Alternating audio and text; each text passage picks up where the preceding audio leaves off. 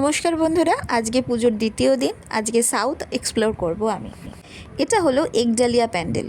খুব সুন্দর অপূর্ব একটা থিম করেছি ছিমছামের ওপরে। এখানে বিভিন্ন রকমের ভগবানের মূর্তিকে প্যান্ডেলে সাজানো হয়েছে। ওপরে লাগানো হয়েছে একটি ঝাড়, যার নিচে মা তার 4 ছেলে মেয়েকে নিয়ে বিরাজমান। এবারে চলে আসছি সিংহী পার্কের পুজোয়। সিংহী পার্কের এবারের থিম হয়েছে নবচেতনায় অকালবোধন। শ্রীরামচন্দ্র রাবণের সঙ্গে যুদ্ধ করার আগে এই অকালবোধন পুজোর মাধ্যমেই মায়ের আরাধনা করেন এবং যুদ্ধে জয়লাভ করেন। সেই গল্পটাকেই এখানে তুলে ধরার চেষ্টা করা হয়েছে।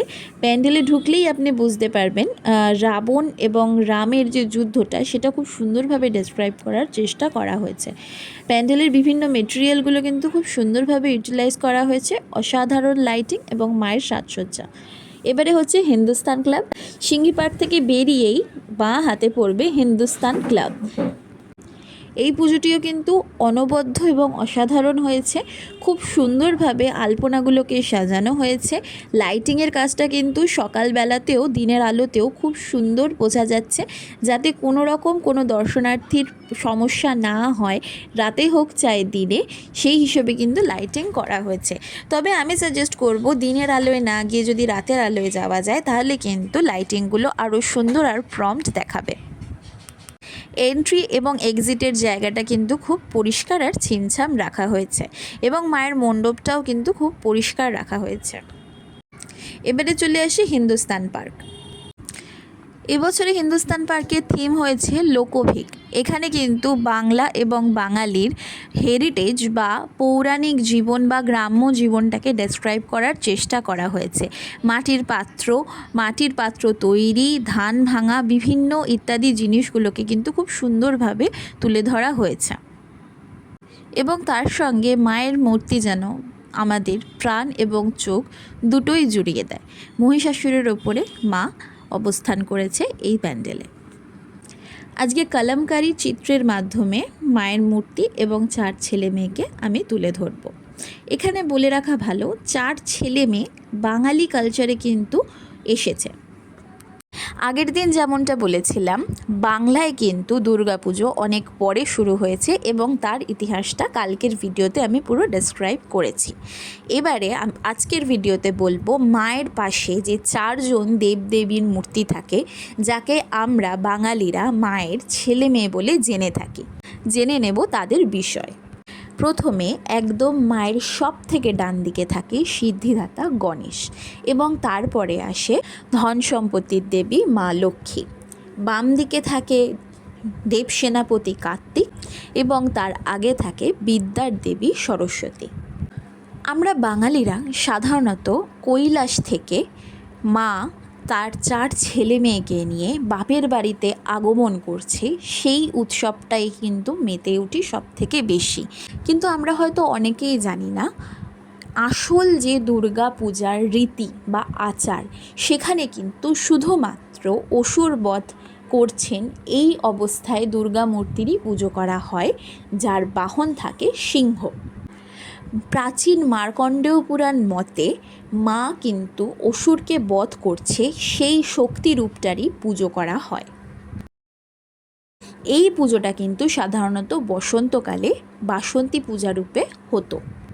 পরবর্তীকালে শ্রীরামচন্দ্র যখন রাবণের সাথে যুদ্ধ করবেন, ঠিক তার আগে অর্থাৎ শরৎকালে দেবীর পূজা করার প্রয়োজনীয়তা হয়ে পড়ে। কিন্তু শরৎকালে তো দেবদেবতারা ঘুমিয়ে থাকেন। এবারে উপায় কি? কিচ্ছু করার নেই, যুদ্ধ করতে গেলে দেবীর আরাধনা করে তবেই যুদ্ধে নামতে হবে। সুতরাং তিনি সিদ্ধান্ত নেন তিনি অকালবোধন দুর্গোৎসব পুজো করবে। এই কাহিনী কিন্তু প্রচলিত আছে সারা ভারতে, কিন্তু বাংলায় একটু আলাদা। বাংলায় দেবীর সাথে থাকেন তার 4 ছেলে মেয়ে। বলা বাহুল্য, এই 4 মূর্তি কিন্তু 4 বর্ণের এবং 4 ধরনের পথের প্রতীক। ভালো করে লক্ষ্য করলে এই 4টে বর্ণ কিন্তু এই 4 দেবদেবীর মধ্যে খুঁজে পাওয়া যাবে। ব্রাহ্মণ বা বুদ্ধিজীবী দেবী সরস্বতী হচ্ছে তার প্রতীক।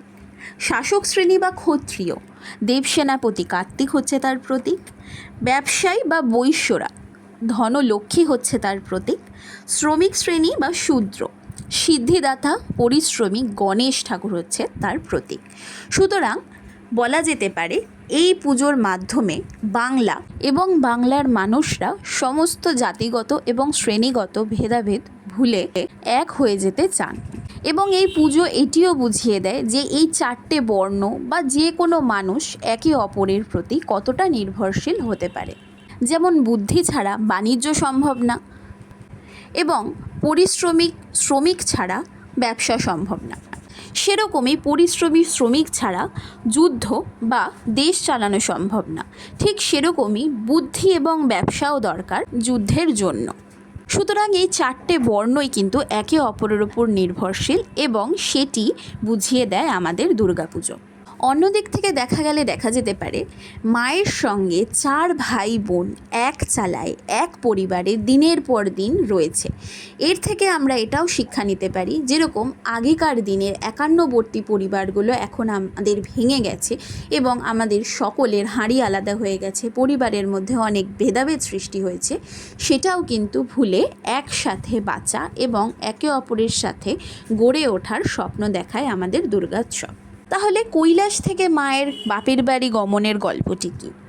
মহাদেবের পত্নী হিসাবে পার্বতীকে আমরা পুজো করে থাকি এবং পার্বতীকেই আমরা দুর্গার অপর রূপ হিসাবে ভেবে থাকি। সুতরাং আমরা ভেবে নিই যে এই চারটে দিন মা তার শ্বশুর বাড়ি থেকে বাপের বাড়িতে তার 4 ছেলে মেয়েকে নিয়ে মর্তে গমন করেন এবং 4 দিন পর আবার বিসর্জনের মাধ্যমে সে কৈলাসে ফিরে যায়। তো কথা বলতে বলতে ড্রয়িং কমপ্লিট হয়ে গেল। এটা আমার ড্রয়িংয়ের ফাইনাল লুক। কেমন লাগলো কমেন্টে জানাবেন। টাটা।